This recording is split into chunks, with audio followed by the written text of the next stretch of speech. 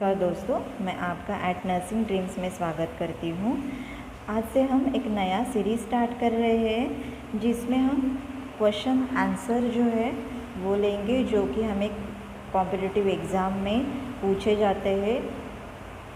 इसका हम अच्छी तरीके से स्टडी करेंगे, जिसमें हम question answer with the explanation उसका अच्छे से स्टडी करेंगे, ताकि हमें आगे जाकर जब भी कभी भी एग्ज़ाम आएगी तभी हमारा ये स्टडी की बहुत हमें हेल्प होगी। तो इसलिए दोस्तों, अभी तक आपने चैनल को सब्सक्राइब नहीं किया है तो चैनल को सब्सक्राइब ज़रूर कीजिए और बेल आइकॉन पर क्लिक कीजिए, ताकि हमारे सारे अपडेटेड वीडियोस, इम्पॉर्टेंट वीडियोस आप तक पहुंचते रहे। ठीक है, तो हम आज का ये क्वेश्चन स्टार्ट करते हैं। तो क्वेश्चन क्या है? First, dot is related with, dot किसके रिलेटेड है? ऑप्शन ए है HIV इन्फेक्शन, बी लेप्रेसी, सी वेलिस डिसीज़, डी ट्यूबरकुलोसिस। इसका सही आंसर है आंसर डी, ट्यूबरकुलोसिस। ये डॉट्स, ये थेरेपी जो है रिलेटेड टू ट्यूबरकुलोसिस है, ये तो हमें पता है, लेकिन डॉट का उसका फुल फॉर्म क्या है? डॉट का फुल फॉर्म है directly observe treatment short course.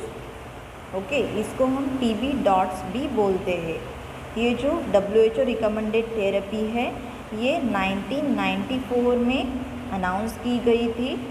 ये जो थेरेपी है वो ट्यूबरकुलोसिस कंट्रोल करने के लिए रिकमेंड की थी WHO ने। तो इसमें 4 ड्रग आते हैं। ये 4 ड्रग ही वो थेरेपी में TB कंट्रोल करने में काम आते हैं। वो 4 ड्रग कौन से हैं? फर्स्ट है आइसोनाइजाइड, सेकेंड है रिफैम्पिसिन, थर्ड है पैरानाइजामाइड और 4 है इथैम्बिटॉल। ये जो 4 ड्रग है वो क्या करते हैं? TB को कंट्रोल करने में काम आते हैं। और ये थेरेपी जो है उसका टाइम पीरियड है 6 to 9 मंथ का, उस पर ये थेरेपी दी जाती है। ठीक है, तो नेक्स्ट क्वेश्चन है, देयर आर क्रैनियल नर्व कितने होते हैं? क्रैनियल नर्व कितने होते हैं हमारे? तो option A 10, B 8, C 12, D 14। इसका सही आंसर है क्रैनियल नर्व जो रहते हैं हमारे, सी आंसर 12। हमारे क्रैनियल नर्व कितने रहते हैं? 12। अभी ये 12 पेयर ऑफ नर्व रहते हैं। हमारे जो क्रैनियल नर्व है वो हमारे डायरेक्टली ब्रेन से कनेक्टेड होते हैं रेस्ट ऑफ द बॉडी। पहले तो 2 जो नर्व है इम्पॉर्टेंट नर्व, पहला तो ऑल्फैक्टरी और सेकंड ऑप्टिक नर्व। ये 2 जो नर्व रहते हैं वो डायरेक्टली हमारे ब्रेन से कनेक्टेड रहते हैं। और बाकी 10 है, बाकी 10 के जो नर्व है क्रैनियल नर्व, वो हमारे ब्रेन स्टेम से कनेक्टेड होते हैं। ठीक है, तो नेक्स्ट क्वेश्चन, हमारा थर्ड क्वेश्चन है, uterus will be enlarge and fundus is at the level of umbilicus at dash week of the gestation. Uterus की साइज जो है एनलार्ज होकर उसकी फंडल हाइट जो है अम्बिलिकस के लेवल तक कौन से वीक ऑफ जेस्टेशन में आती है? तो उसका ऑप्शन है 24 वीक, बी 16 वीक, सी 32 वीक, डी 20 वीक्स। तो इसका सही आंसर है ए 24 वीक। ठीक है, तो अभी यूटेरस की साइज़ एनलार्ज होकर फंडस तक, फंडल एरिया जो है अम्बिलिकल लेवल तक कब आ जाती है? तो वो 24 वीक है। ठीक है, तो फंडस हाइट का मतलब क्या? फंडस का मतलब क्या है? That it is a top portion of the uterus. Uterus का टॉप का जो पोर्शन रहता है हम उसको क्या बोलते हैं? फंडस। ठीक है, इसका एक इमेज है जो कि मैं आपको टेलीग्राम चैनल में डाल दूँगी, ताकि आपको समझने में आसानी होगी। सारे वीक्स का जेस्टेशन वीक का लेवल उसमें दिया गया है बाय वीक्स, वो आप देख सकते हैं। तो इस चैनल के डिस्क्रिप्शन में मैंने एक लिंक डाल दूँगी जो कि टेलीग्राम का होगा। उस पर आप क्लिक करोगे तो डायरेक्टली हमारे चैनल को आप ज्वाइन होंगे। उसमें भी डेली अपडेट्स आते रहते हैं। ठीक है, तो नेक्स्ट क्वेश्चन है 4, vaginal hysterectomy is usually indicate in a fibroid uterus, B genital prolapse, C genito urinary fistula, D endometriosis. इसका सही आंसर है 4 genital prolapse, D genital prolapse. Okay. Vaginal hysterectomy का मतलब क्या है?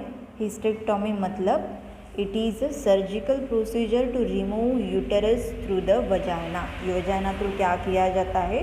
पूरा यूटेराइन स्ट्रक्चर जो है क्या किया जाता है? रिमूव किया जाता है। उसको हम क्या बोलते हैं? हिस्टेक्टोमी। ओके।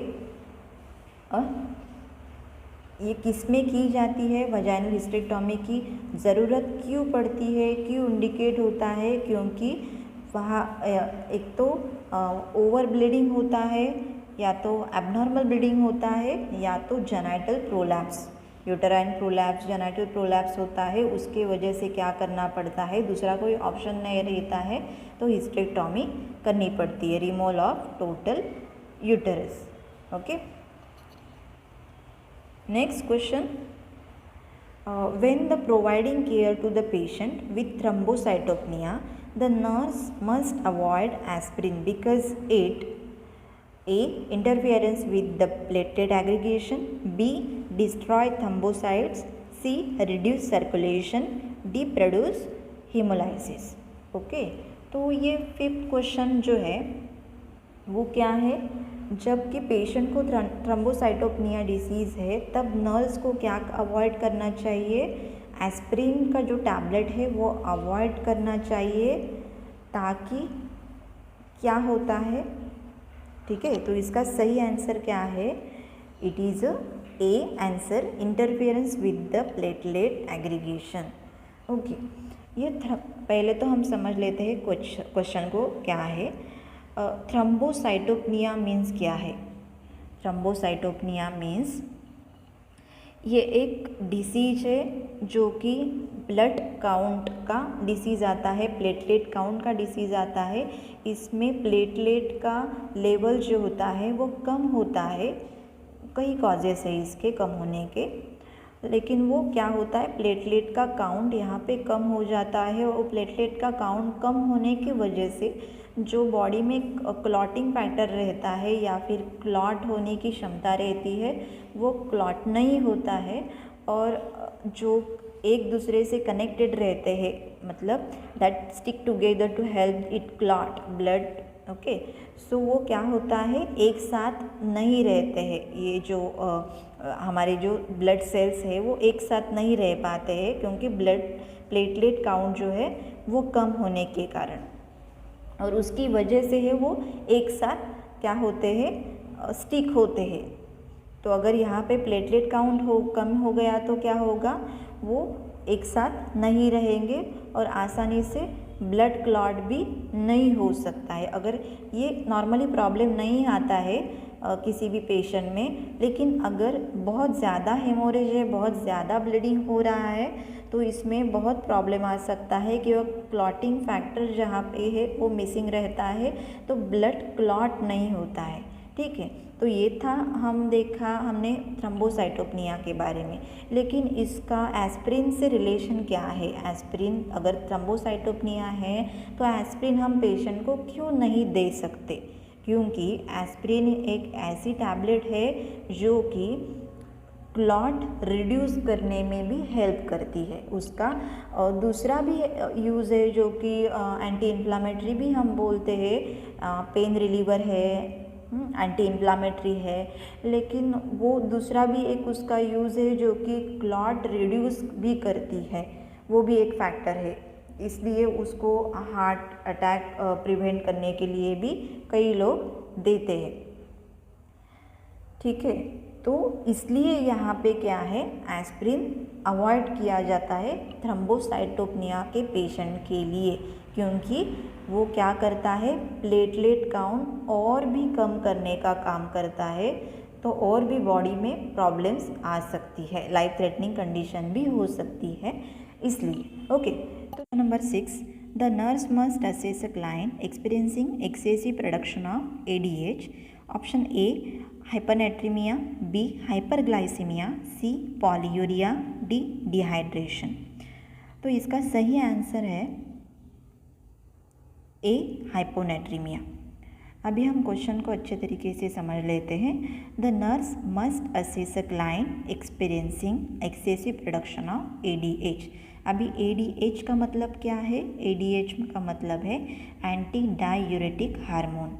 ये एक ऐसा हार्मोन है जो कि ब्लड प्रेशर को कंट्रोल करने में हेल्प करता है और इसके अलावा वो वाटर कंटेंट को भी कंट्रोल करने में भी हेल्प करता है। ये एक इम्पॉर्टेंट हार्मोन है जो वाटर के कंटेंट को भी कंट्रोल करता है और हेल्प करता है। यहाँ पे आंसर क्या है उसका? हाइपोनेट्रीमिया। तो इसका रिलेशन क्या है उसके साथ? हाइपोनेट्रीमिया क्या है? It is a low level of sodium. इसको हम क्या बोलती है? It is a low level of sodium means salt in blood. तो यहाँ पे क्या हो जाता है? ADH की लेवल जो है बढ़ने के कारण क्या होता है? वाटर का रिटेंशन होता है। वाटर रिटेंशन होने के बाद क्या होता है? ब्लड का जो कंटेंट रहता है वो डाइल्यूट हो जाता है। तो डाइल्यूट होने के कारण ब्लड का कंसंट्रेशन जो है वो भी कम हो जाता है। तो डायरेक्टली वो इफ़ेक्ट सोडियम पे हो जाता है। कंसंट्रेशन कम होने का मतलब ही वो सॉल्ट कंटेंट जो है, सोडियम कंटेंट जो है वो लो हो जाता है। तो क्वेश्चन नंबर 7, कैप्टोप्रिल क्या है? Option A antipyretic, B anti hypertensive, C diuretic, D antipsychotic. इसका सही आंसर है answer B anti hypertensive. Captopril ये क्या है? एक मेडिसिन है जो कि एंटी हाइपरटेंसिव ड्रग करके हम यूज़ करते हैं। ये कैप्टोप्रिल ये जो मेडिसिन है ब्लड वेसल को क्या करती है? रिलैक्स करने में हेल्प करती है so that blood can flow easily. इसलिए ये हम हाई BP जो है पेशेंट को उनको ट्रीटमेंट के लिए देते हैं। Question 8. The hormone that stimulates the secretion of milk from the mammary gland is option A oxytocin, B HCG, C prolactin और D estrogen। ये डिस्ट्रोजन नहीं है, ये नोट कर लीजिए, ये बाय मिस्टेक हो गया है, एस्ट्रोजन है। ओके, इसका सही आंसर है C प्रोलैक्टिन। तो ये जो हार्मोन है प्रोलैक्टिन हार्मोन जो कि मैमरी ग्लैंड को क्या करता है? स्टिमुलेट करता है मिल्क सिक्रीट करने के लिए। ओके, नेक्स्ट क्वेश्चन है 9. Erythropoietin is secreted by option A liver, B kidney, C pancreas और डी एड्रिनल्स। इसका answer is B kidney. Okay, तो इरिथ्रोपेक्टिन ये क्या है? ये एक हार्मोन है जो कि RBC का प्रोडक्शन करने में हेल्प करता है, जो कि किडनी से सिक्रेट होता है। मेनली ये 2 जगहों से सिक्रेट होता है। पहला तो प्राइमरली वो किडनी से ज़्यादा अमाउंट में सिक्रेट होता है, और दूसरा एक इसमें ही ऑप्शन है जो कि लीवर में भी सिक्रेट होता है, लेकिन बहुत स्मॉल क्वांटिटी में वो सिक्रेट होता है। यहाँ पे दोनों भी ऑप्शन सही है, लेकिन यहाँ पे हम क्या पकड़ेंगे? जो ज़्यादा सिक्रेट करता है किडनी, वही हम पकड़ेंगे, प्राइमरली है वो। तो ये इरिथ्रोपेक्टिन क्या करता है? RBC का प्रोडक्शन करने में एक बहुत इम्पॉर्टेंट रोल करता है। ठीक है, तो नेक्स्ट क्वेश्चन है 10, last question. Is the moment of solute from area of the greater concentration to an area of lesser concentration? तो इसका सही आंसर है ऑप्शन ए डिफ्यूजन। ठीक है, तो आज का हमारा ये जो टॉपिक था वो यहाँ पे ख़त्म होता है। तो थैंक यू दोस्तों हमारे साथ यहाँ तक बने रहने के लिए। हमारे चैनल को अभी तक आपने सब्सक्राइब नहीं किया है तो अभी हमारे चैनल को सब्सक्राइब कीजिए, और हमारे टेलीग्राम चैनल की लिंक यहाँ डिस्क्रिप्शन बॉक्स में नीचे दी गई है, वहाँ पे ज्वाइन कीजिए ताकि हमारे अपडेटेड वीडियोस और इम्पॉर्टेंट बाकी सारे कंटेंट भी वहाँ पे रहते हैं, तो आपको वो हेल्प भी होती रहेगी।